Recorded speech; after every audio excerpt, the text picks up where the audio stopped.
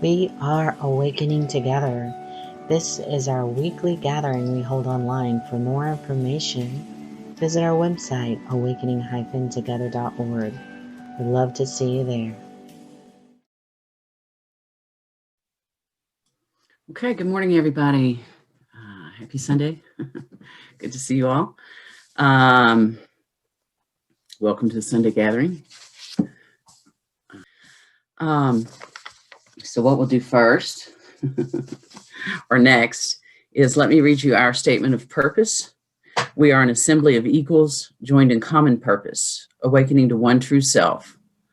Within an appearance of many faiths, many cultures, and many symbols, we seek to discern one truth and to rest in its embrace.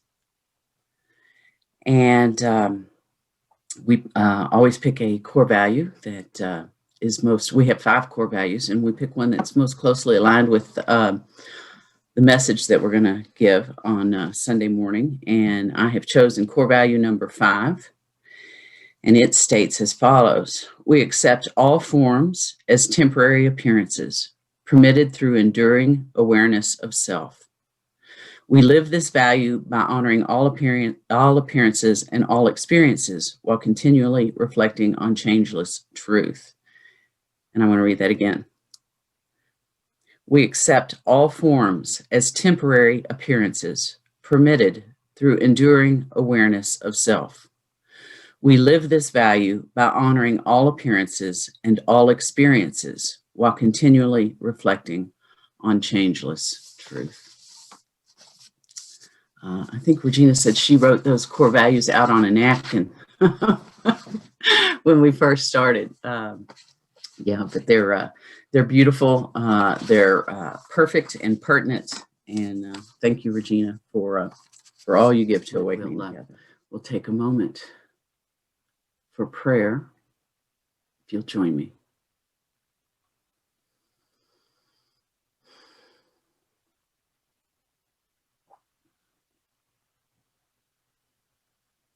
I want to give gratitude for this community, for the grace that I have seen in this life. I want to give gratitude for the opportunity to share, to hear, to be with the message. I want to give gratitude for every single minute of every single day. I am so grateful. I find myself so grateful.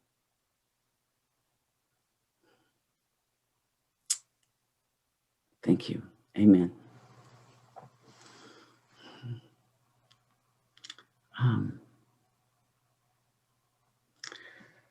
Okay. We'll have a reading now. Shawna is going to read for us. Shawna's going to read. Thanks, Billy. She sure is. That's like a drum roll, right? Shawna's, yeah, the voice of God. That's what it sounded like. Shawna's going to read to us from both Michael Singer's book, The Untethered Soul, Chapter 17, Contemplating Death, and from Joan Tollifson's latest book, Death, the End of Self-Improvement. And so, Shawna, go right ahead.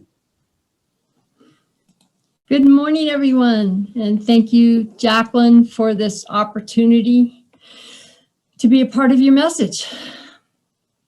So the first excerpt is from Michael Singer's The Untethered Soul, Chapter 17, Contemplating Death. A wise being completely and totally embraces the reality, the inevitability, and the unpredictability of death. Take a moment to look at the things you think you need. Look at how much time and energy you put into various activities. Imagine if you knew you were going to die within a week or a month. How would that change things? How would your priorities change? How would your thoughts change? Think honestly about what you would do with your last week. What a wonderful thought to contemplate. Then ponder this question. If that's really what you would do with your last week, what are you doing with the rest of your time? Wasting it? Throwing it away? Treating it like it's not something precious? What are you doing with life? That is what death asks you. How will you answer? I wasn't paying attention. I didn't think it mattered. That's a pretty amazing thing to say about your life. You are going to die. You know that. You just don't know when. Every single thing will be taken from you. You will leave behind your possessions, your loved ones, and all your hopes and dreams for this life. You'll be taken right out of where you are. You'll no longer be able to fill the roles you were so busy playing. Death changes everything in a flash. That's the reality of the situation. If all these things can be changed in an instant, then maybe they aren't so real after all. Maybe you'd better check out who you are. Maybe you should look deeper. You have to understand that it is your attempt to get special experiences from life that makes you miss the actual experience of life. Life is not something you get. It's something you experience. Life exists with or without you. It has been going on for billions of years. You simply get the honor of seeing a tiny slice of it. If you're busy trying to get something, you will miss the slice you're actually experiencing. Death has made you a great promise in which you can find deep peace. The promise is that all things are temporal. They are just passing through time and space.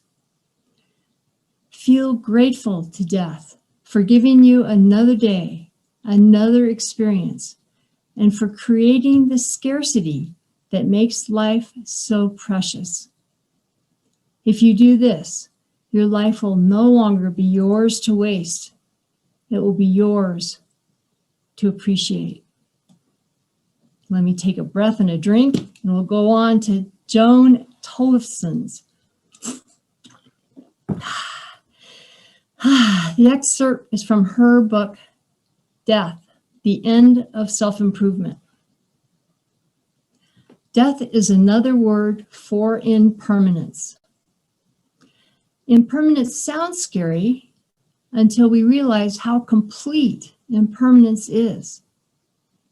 If we still think there are solid, separate, persisting, semi-permanent things like you and me, like tables and chairs, and that all of these things are impermanent, we will suffer.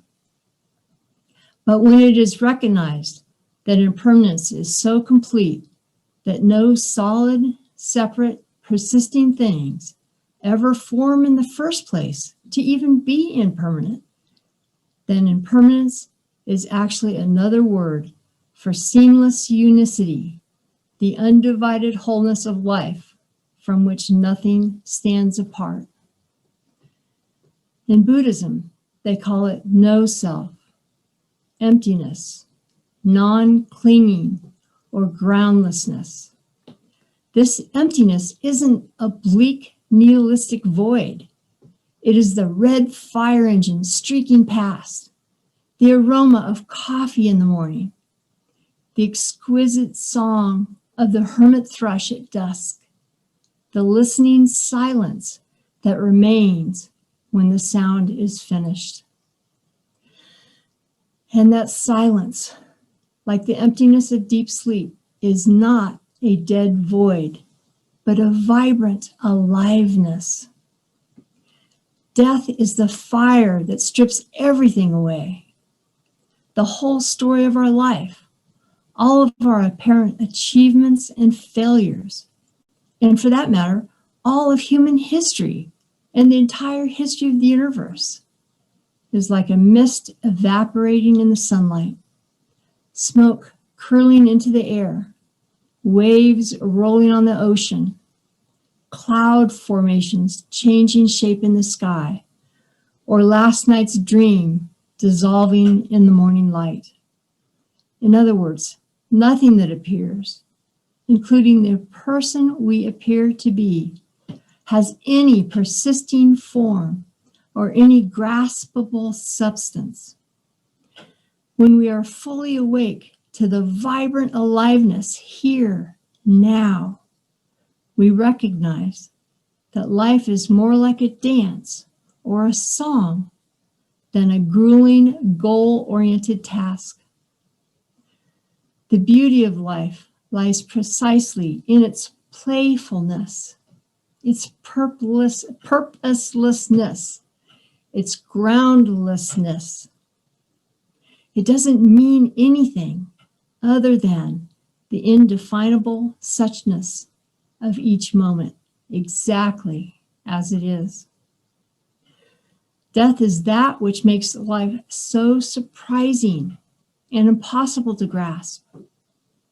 Death is the freedom that offers a new beginning in every moment. Death is the great liberator, thinly disguised as our worst fear. I was in my 50s, and it suddenly hit me with a new and visceral intensity that there was no future. It had all been fantasy. There had only ever been this placeless immediacy from which I have never moved, and this eternal now in which and as which everything appears and disappears.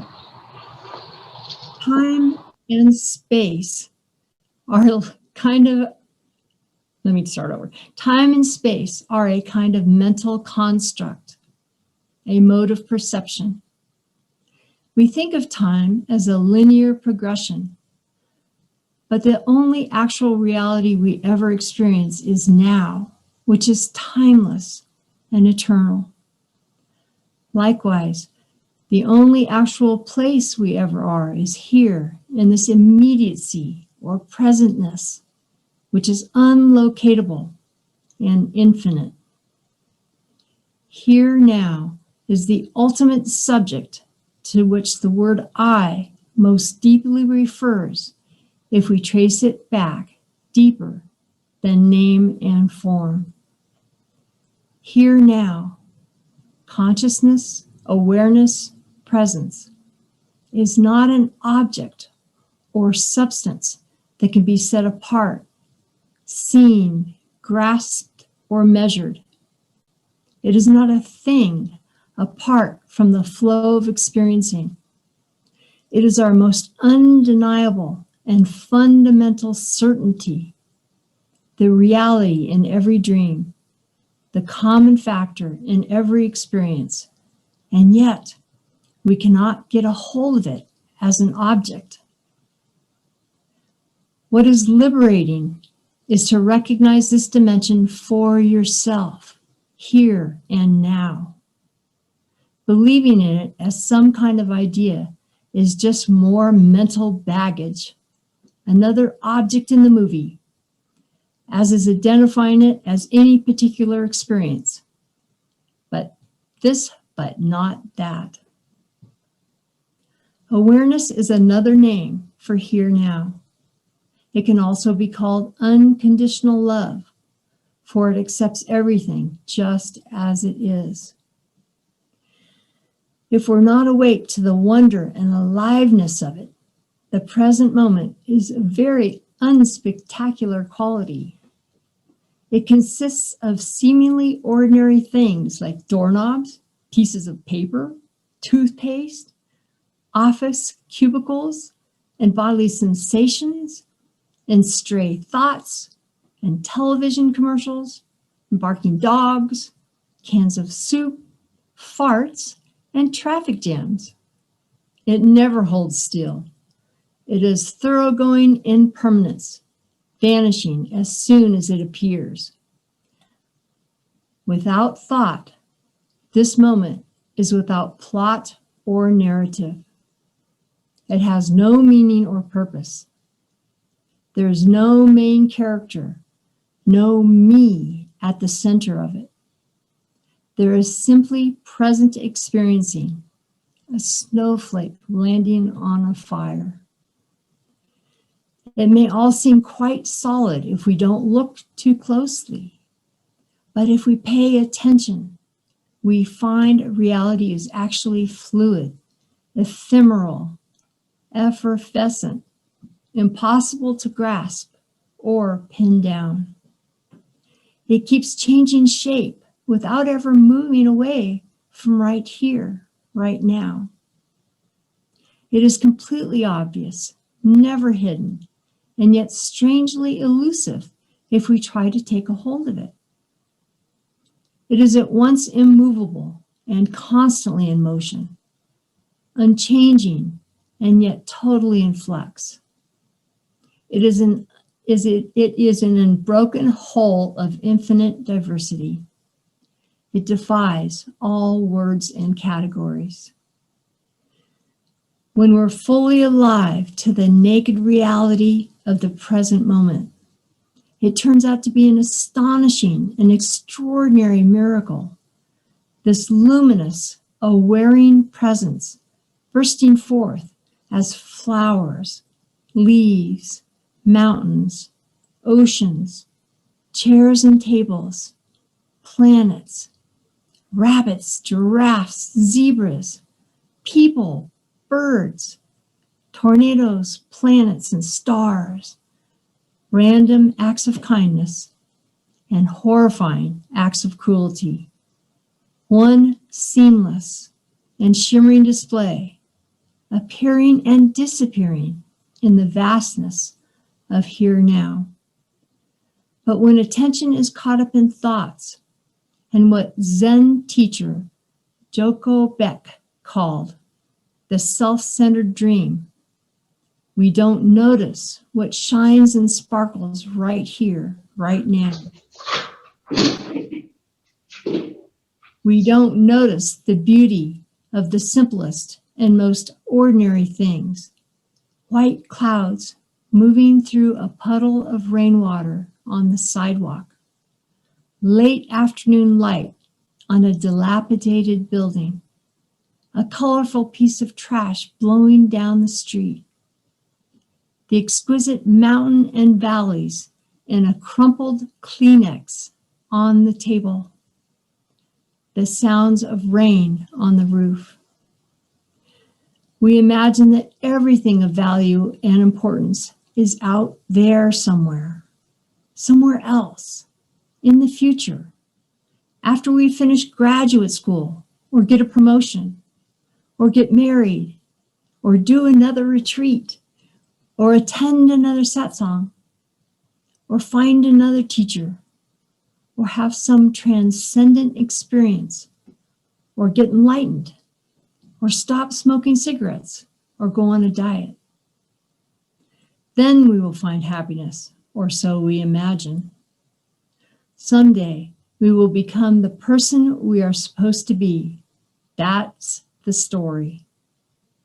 Until one day, we look in the mirror and see death looking back at us. And it hits us that this is our life right now, just exactly as it is. And as someone said, whenever you die, it will always be today. And that's the reading. Thank you, Jacquelyn.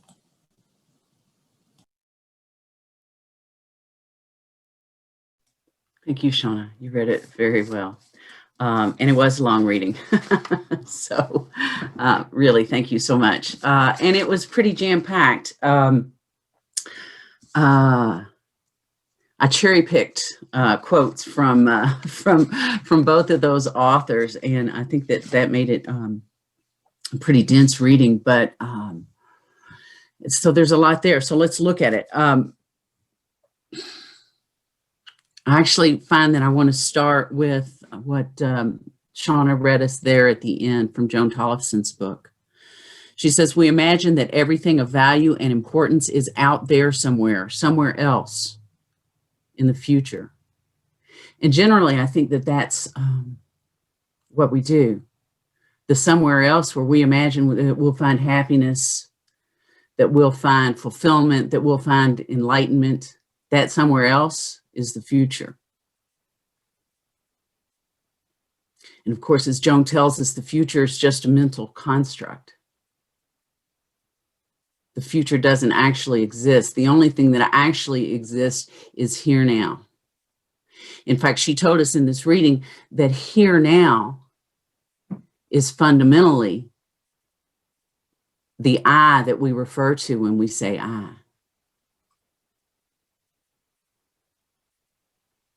Again, anything else is a mental construct. Anything else is a projection of our idea about this separate self that we seem to be. It's a projection of this mental concept, either into the past or into the future. But the fundamental reality of who we are is here now and can only ever be here now. You know, when I did a sat song with Joan Tollifson some time ago, she talked about the fact that we confuse the map for the territory.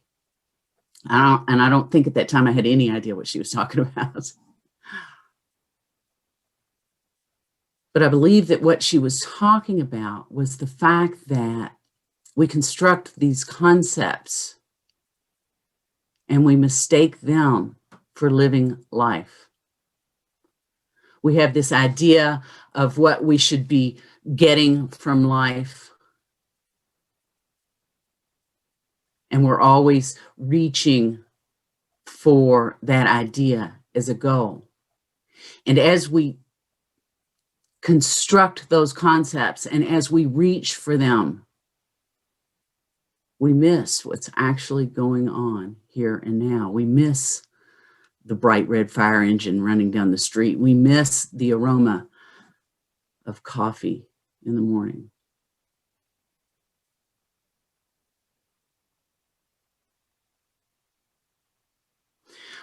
So we can talk about impermanence in terms of death, which Michael Singer does and which Joan does here some.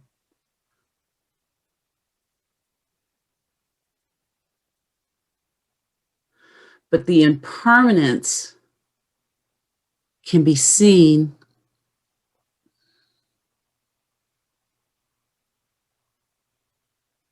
outside of the concepts. Everything arises and disappears in the here and now that I am, that you are. It's only concepts that seem to stretch from the past to the future. And one of those concepts that stretches from the past to the future is this me I like to think of myself as.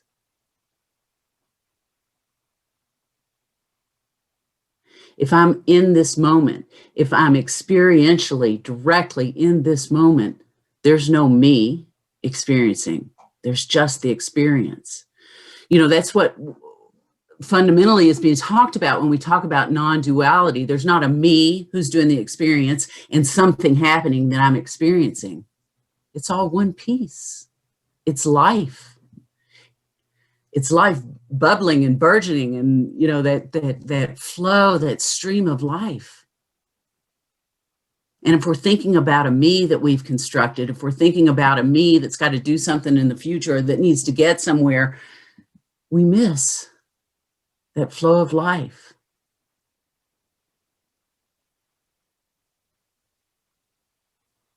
We miss that effervescence of life as it bubbles in this here and now.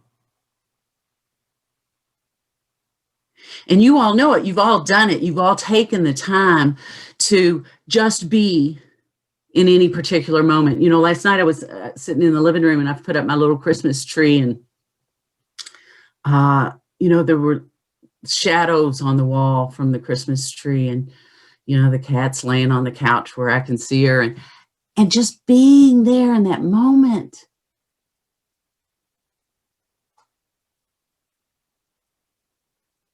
It's just such a gorgeous place to be. And you've all done that. You've all had moments where you've just appreciated the Christmas tunes that are playing, or the Christmas lights blinking against the wall, or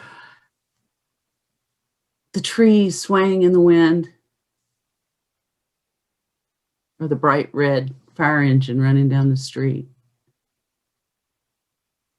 That's life. You know, we think we have to go somewhere and get something. There's nowhere to go. You know, we think that, like she said, you know, once we finish graduate school or do this retreat or listen to this teacher or accomplish this thing, then we'll finally be in a position where we can appreciate life. But that's not it. There'll always be another thing that needs to be done before we can settle in and appreciate life. This is your life. Every day is your life. Are you paying attention?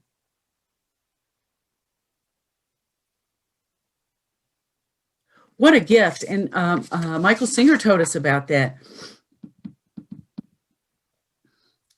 He says, life exists with or without you. You simply get the honor of seeing a tiny slice of it. You won't see this tiny slice, like he says, if you're busy trying to get something. If you're busy trying to be something, to go somewhere, to accomplish something.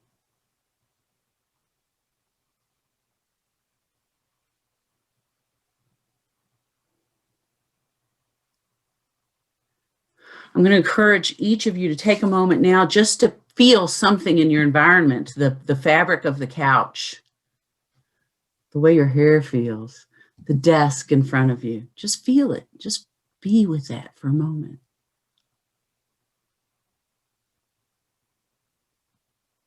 That's reality. Not the concept you have of desk, not the concept you have of hair or how you look or whether this is nice fabric or this is life. Just feel it. This is what we're to do in each moment. If you're not doing that in each moment, you're missing it. You're missing it. It's running away. Be here with this now, whatever this is for you. And as you're with this, that appreciation, that gratitude is instant.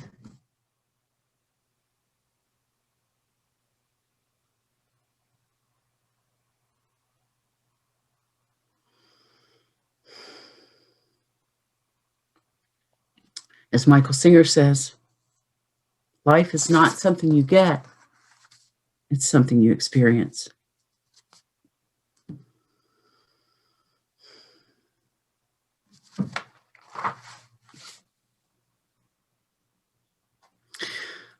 As Joan Tollifson says, when we're fully awake to the vibrant aliveness here now, which is what I've just invited you guys to be awake to. When we're fully awake to the vibrant aliveness here now, we recognize that life is more like a dance or a song than a grueling, goal-oriented task. We know what that feels like. I'm going to accomplish this thing, and then, boy, everything's going to be wonderful. Boy, I'm going to be great. Oh, my God, you can just feel the difference. And just saying it out loud, you can feel it. Are you paying attention? This is life.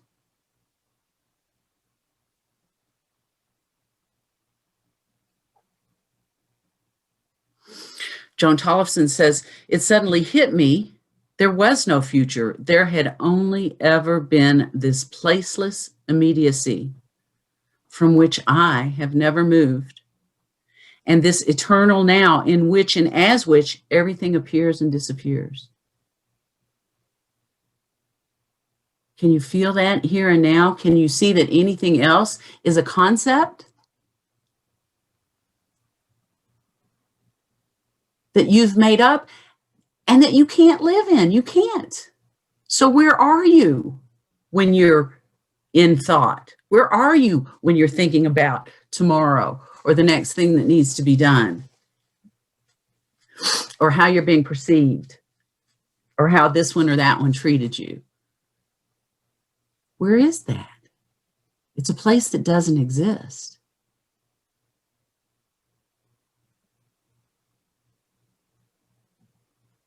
My God, what a gift we've been given.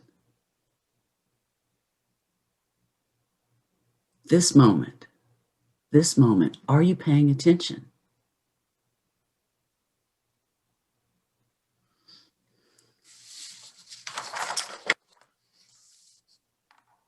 Hebrews, NTI Hebrews chapter 4 says, today is now.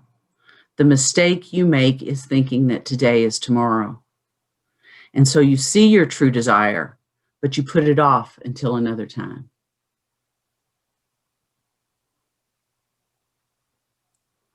It says, in the awareness of your true desire, within the perception of your dreams, use the moment given to let go of your dreams. This is the practice of awakening. This is the way to open the mind to the state of full awakening. And and I can even feel it as I sit here and read it. The thinking mind wants to grasp that last line. Oh gosh, then if I do this, then I get to be there. Then I get to be fully awakened. No, it's all in the practice. It's all in the journey. It's all in the being here now. That's the experience of awakening.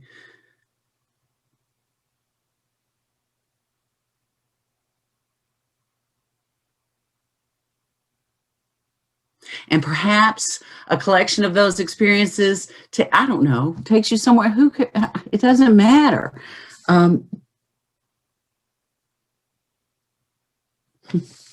As I was contemplating this last night, I said, who needs awakening if its pursuit causes us to miss the here and now? Who needs it? Throw out your books, kill the Buddha, then sit here in the sounds and sensations that form the life that you live. Feel the fabric of the life that you live. The moment you taste it, the moment you feel it, the moment you give yourself permission to not live in concepts, the gratitude is there. The joy that you are is immediately felt. It's palpable. This is what we miss as we run about trying to get enlightenment, get self-improvement. And I love the name of Joan's book, Death, the End of Self-Improvement. Right? And she talks about, or maybe she says, death is the fire that strips everything away. The whole story of our life, all of our apparent achievements and failures, it's like mist evaporating in the sunlight.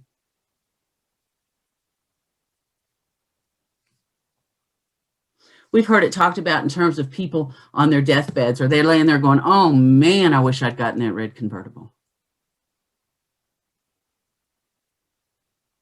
I just wish I'd finished that degree.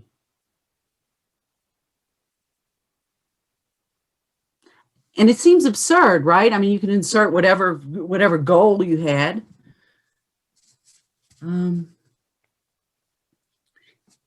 In that imagined scenario, and you can see that it's absurd.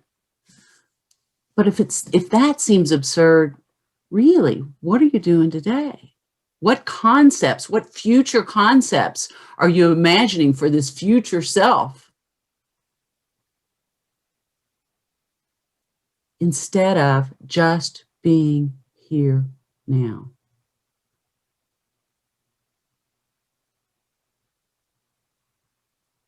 You know, I grew up with the concept of reincarnation. And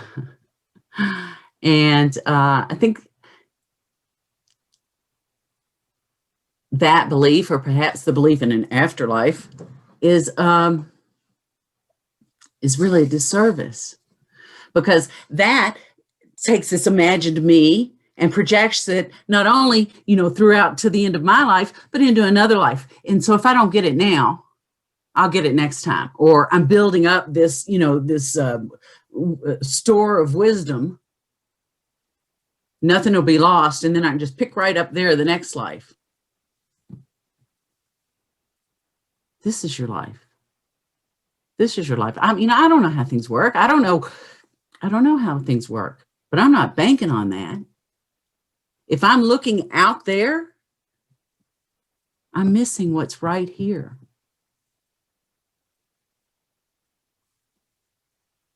So whatever concepts that we use to project this thing I think I am into the future, they're distractions. They're obstacles to the experience of what is here and now.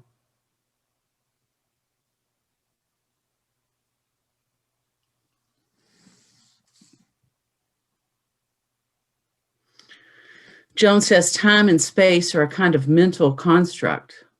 The only actual reality we ever experience is now, which is timeless and eternal. Likewise, the only actual place we ever are is here in this immediacy or presentness, which is unlocatable and infinite.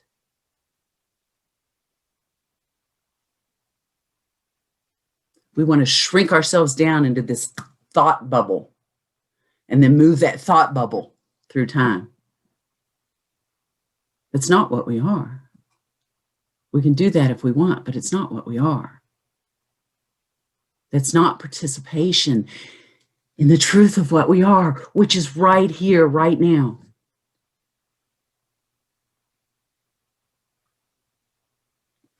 She says, here now, consciousness, awareness, presence is our most undeniable and fundamental certainty, the reality in every dream, the common factor in every experience.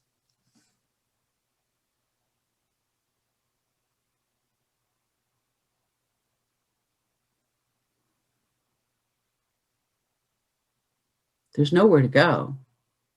There's no someday when I get enlightened, when I become as brilliant as Regina Dawn Akers or Helen Hamilton or Muji, or there's only ever here and now. That someday that you're projecting yourself into, that doesn't exist. It's a fantasy. It's a construct. If you're living there, you are missing here. Those brilliant people, they're not missing here. They're living here and now in the immediacy of life as it's presented here, now. Not a concept, not a construct. When we talk about awakening, we're talking about that. We're talking about being awake to the present moment. Are you paying attention? Do you hear the birds sing? Do you see the shadows on the wall? Do you feel the desk in front of you? This is life, not some concept about how all that fits together. And again, I invite you to take the moment, to be in that moment. And immediately, when we're in that moment, immediately, gratitude, gratitude, gratitude. It's life itself.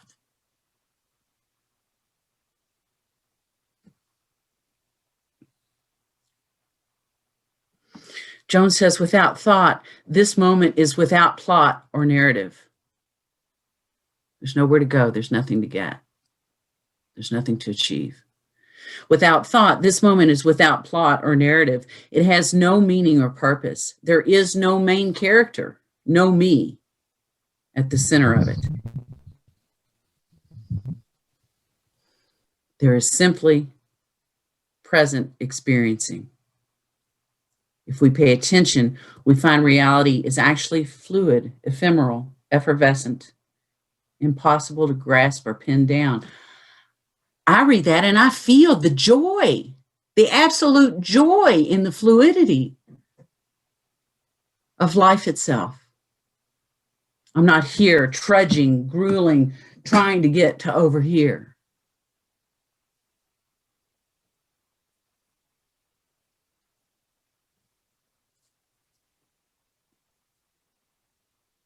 She says, life keeps changing shape without ever moving away from right here, right now.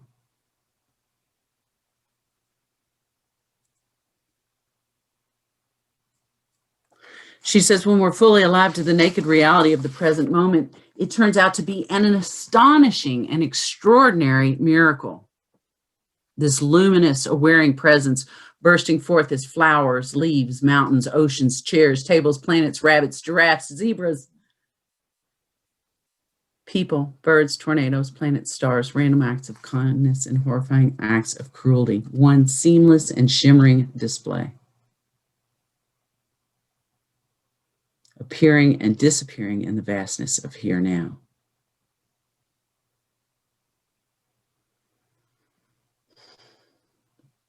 She also reminds us that when we're caught up in this self-centered dream, in this world of concepts, where we conceptualize a past and a future, when we conceptualize a me that moves from the past to the future, we don't notice what shines and sparkles right here and right now.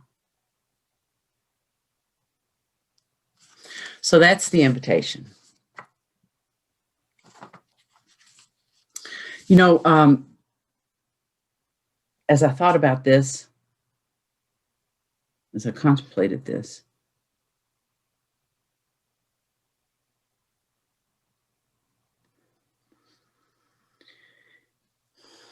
it occurred to me that, you know, we have lots of practices that we participate in that help us get beyond this conceptualized idea of who I am. And the practices are helpful, but we don't want to make concepts of the practices themselves.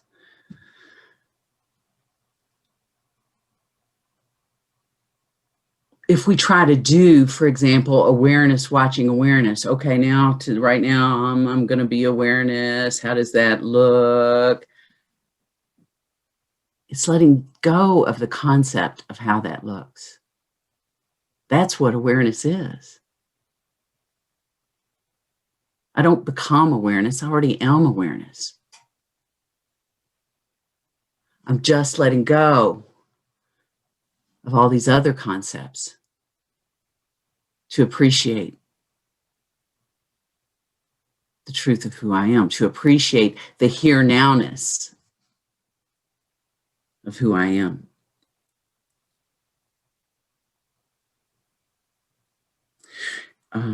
You know, A Course in Miracles, chapter 26 says, you see eventual salvation, not immediate results. Again, ego, the thinking mind, is set up to be goal-oriented. Here I am, and I want to get here, and so I'm going to gruel through this, and there's no need for all that. As inner wisdom often tells me, the ends and the means are always the same.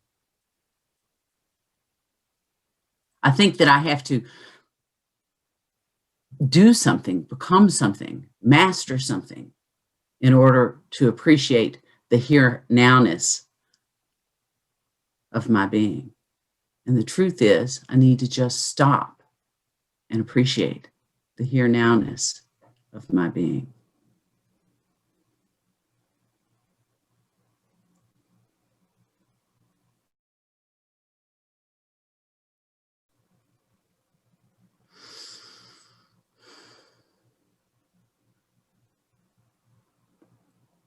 So the question is, are you paying attention? Or are you lost in a character that you resurrect with the thought of future and past? Remember that me only exists if it's actively projected by you. This moment is all there is to be awake to. That's it. It's that simple. Are you paying attention? Or have you projected a me that doesn't exist into a future that will never come?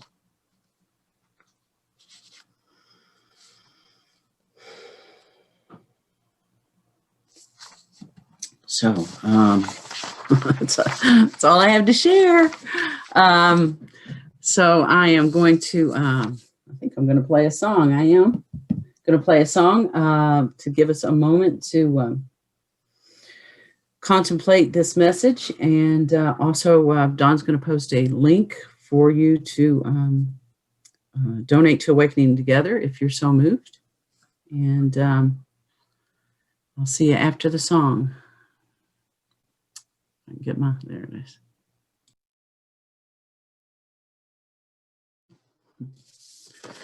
It's your opportunity to share if you wish to do so. Regina, please share. Yeah, well, thank you very much. You know, sometimes people say the truth is boring. And I think that that's probably, I mean, I know that's the mind's interpretation, because the mind likes the plans, the goals, the dreams, the accomplishments, the better someday, the grass is greener on the other side. You know, mind also likes the drama, the grievances, the regrets. I mean, it's, you know, mind just likes all this stuff. And, you know, to tell someone sometimes the joy is sitting here and appreciating the lights on the Christmas tree or the wind blowing in the trees, you know, it's boring. It kind of reminds me of the Inner Ramana teaching, the circus in the meadow, right? And I think the only way to find out that it's not boring is to do it. You know, there's a line in the Course that says, the Holy Spirit teaches through contrast.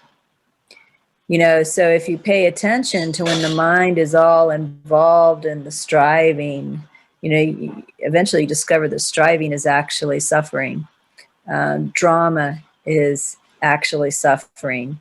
You know, wanting something you don't have right now is actually suffering. You know, you kind of have to tune in and pay attention to that, because the mind has lied. The mind has told us that stuff's happiness. And we were too foolish to look. We just believed the lie. You know, we didn't look and notice, wait a minute, I'm not happy when I'm striving. I'm not happy when I'm wanting something I don't have. I'm not happy when I'm caught up in the drama. I'm suffering. And then, so if we first discover that, and then, you know, spend at least some time just being. You know, I remember when you and I were in India, and, you know, when we were in India, we didn't do much of anything. I mean, every now and then we'd get up and walk from one place to another, but then we'd just sit there and be for a long time. And I remember when we were being at that upper ashram up on the mountain one day, you and I were sitting there on the side, you remember? Yes, I did. And I remember saying out loud, you know, this is what humans are supposed to do. Because the happiness, the peace was just so deep. And you don't get there by striving. You know, you don't get there by wanting something you don't have. You get there by just being with whatever's here right now. Just being present, just being. And that really is bliss. That's bliss. You know, people often ask me, what's bliss? That's bliss. And today, as you were speaking, you know, your speaking was pointing well enough that I felt that during your speaking, you know. So I just want to thank you very much for your sharing today. And yeah, that's all I have to say. Thank you, Regina. It's lovely. It brings tears to my eyes. It's just one gorgeous whole, isn't it? Yeah. Yeah, and I love that you said, mine says that's not it. They're crazy. I don't want to do that. I want to do something exciting. Yeah. But the bliss is in just being. Thank you, Regina. Would anyone else like to share?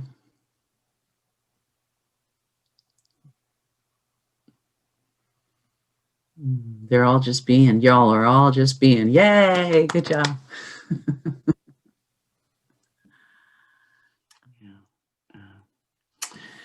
Okay. Anybody have anything they want to share before we turn this back over to Dawn?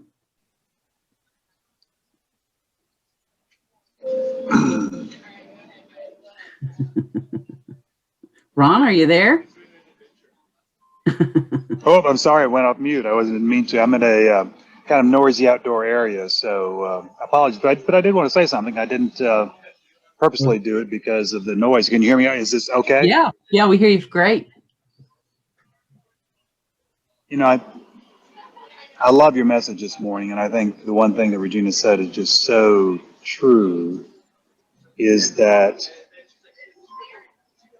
we're so used to it's almost like our biological system, our nervous system is so geared to stimulus. Whether it's, advertisers on TV know they have to talk to you in 6 second segments. And, it's just this constant boom, boom, boom that to begin with, when you really just kind of try to be in the moment, because to begin with, it's not natural. It doesn't feel natural for sure.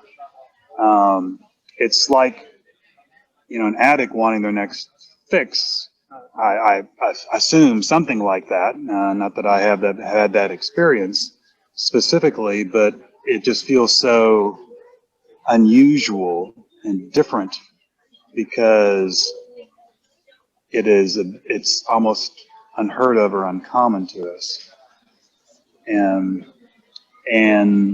But once, as so many of us have had the opportunity to experience that, and the peace, and I'd say for me the biggest word is freedom that comes from that. It's just, it's just amazing. This whole realization process is basically just getting quiet. But not only in stillness and meditating or, sitting looking over beautiful scenic site at an ashram, but also in activity and being moved, kind of in just the natural flow of where life takes you. It's, whatever the least amount of effort it seems that is needed to move in a particular direction may be that direction we're supposed to be in. It's just a total different reorientation, which is just so marvelous. Just so marvelous. And they're turning on a blower, so I'm going to sign off. Thank you. Thank you, Ron, for sharing. Absolutely beautiful share. Thank you. And before I go, I want to thank you all for being here, and I want to thank Shawna for being the reader today. And I want to give a plug to Joan Tollifson's book. You'll love it. Death, the End of Self-Improvement. So thank you all. And Dawn, You've been watching our online gathering. It happens weekly on Sundays at 10:15 a.m. Eastern Time. To join us live in the sanctuary, visit our website, awakening-together.org. You'll want to click on Online Sanctuary in the main menu, and then in the drop-down menu, look for How to Enter the Sanctuary. Right there at the top of the page is a clickable link. We'd love to see you in the sanctuary and join with you in fellowship. Thank you again for watching. Also, please know that if you'd like to stay connected via the Awakening Together channel here on YouTube, you can subscribe and hit the bell for more notifications. We hope to see you in the sanctuary.